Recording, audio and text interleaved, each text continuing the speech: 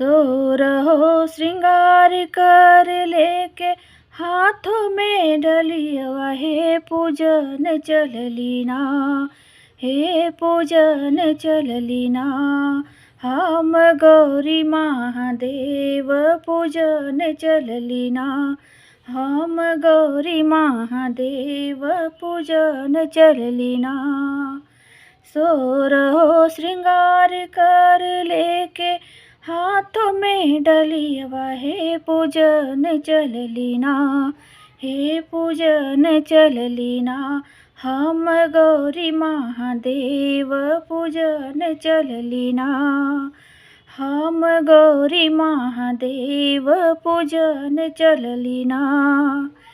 फूल चढ़ाए धूप बतिया चढ़ाए, हम मंगनवा मांगिना, हम मंगनवा मांगिना। अपने गौरी महादेव से मंगनवा मांगिना, अपने गौरी महादेव से मंगनवा मांगिना। फूल चढ़ाए धूप बतिया चढ़ाए, हम मंगनवा मांगिना, हम मंगनवा मांगिना। अपने गौरी महादेव से मंगनवा मांगिना, अपने गौरी महादेव से मंगनवा मांगिना। जवने आशीषिया शिव गौरा जी के दिहला, हो कि उहे आशीषियाना, हो कि उहे आशीषियाना। बाबा हमहू के दिहा कि उहे आशीषियाना, बाबा हमहू के दिहा कि उहे आशीषियाना। जवने आशीषिया शिव गौरा जी के दिहला, हो कि उहे आशीषियाना, हो कि उहे आशीषियाना। बाबा हमहू के दिहा कि उहे आशीषियाना, बाबा हमहू के दिहा कि उहे आशीषियाना। जैसे कहवे भोले चंदा संग चंदनिया, वैसे हमहू रहिना, वैसे हमहू रहिना। बन के सजना के सजनिया, वैसे हमहू रहिना, बन के सजना के सजनिया, वैसे हमहू रहिना।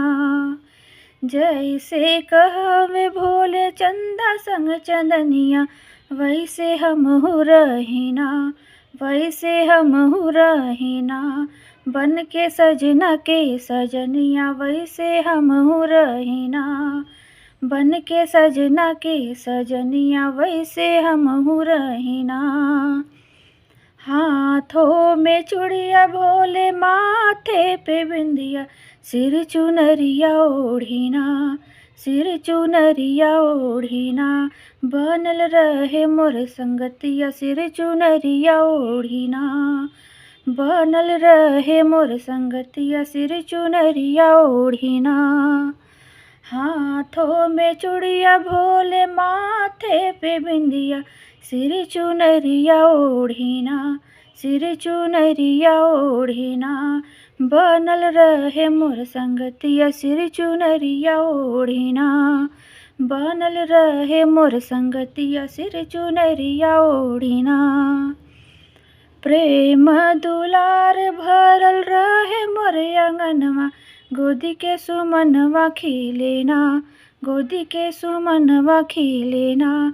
हाथ जोड़ी करिया रजिया, भोले आशीषिया दीना, हाथ जोड़ करिया रजिया, भोले आशीषिया दीना। प्रेम दुलार भरल रहे मोरे अंगनवा, गोदी के सुमनवा खिलेना, गोदी के सुमनवा खिलेना। हाथ जोड़ करिया रजिया, भोले आशीषिया दीना, हाथ जोड़ करिया रजिया, भोले आशीषिया दीना। दिन रात गाई भोले राउर हम महिमा, गीतिया गाई गाइना, गीतिया गाई गाइना। हम लोगवा के सुनाई, गीतिया गाई गाइना, हम लोगवा के सुनाई गीतिया गाई गाई ना। दिन रात गाई भोले राउर हम महिमा गीतिया गाई गाई ना। गीतिया गाई गाई ना। हम लोगवा के सुनाई गीतिया गाई गाई ना। हम लोगवा के सुनाई गीतिया गाई गाई ना।